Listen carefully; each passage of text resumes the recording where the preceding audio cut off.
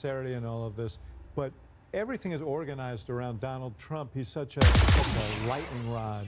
And so for people who are in the progressive wing of the Democratic Party, it is not good for their politics to respond positively to the president. Yep. For Joe Manchin, it's good for his politics to say they should have reacted more enthusiastically. So this is big enough to include politics, man. The president won West Virginia by 40 points.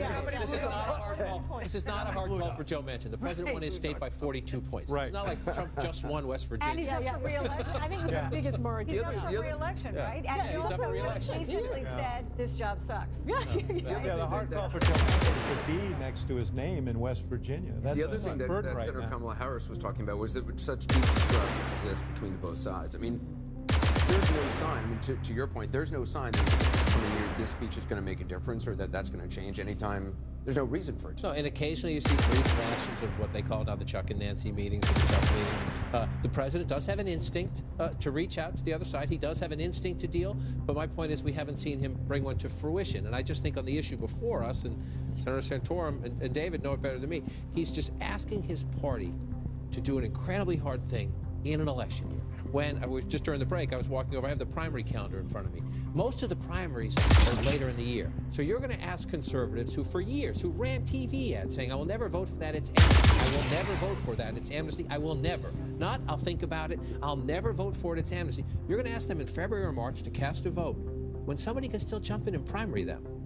To Joe Manchin's point, he's an example. Most politicians, forgive me, I'm not saying they're not principled, I'm not saying they don't care what they believe in, but they're about survival, especially in an election year. Your survival instinct kicks in. So you're going to ask people to vote for something they have promised they would never vote for when they can still be primaried. Good luck, Mr. President. Yeah, but you can also structure these votes in such a way that you give a pass to some of these people who have those difficult situations. And to still pass the Hastert rule? others. That's other. You're running out of do the math, dude. You're running out of numbers.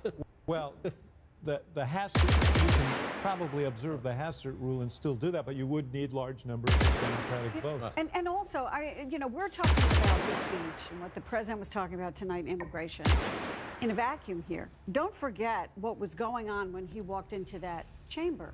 The president was meeting with his deputy attorney general and his head of the FBI about the release of a memo regarding the Russia investigation. The chief of staff. Right. The chief, he was meeting with Kelly, excuse me, you're right. And this hangs over everything like a wet tent. And I think that the president is asking, and the American public thinks that the president should testify. When you look at all the polling, they say the American president should talk.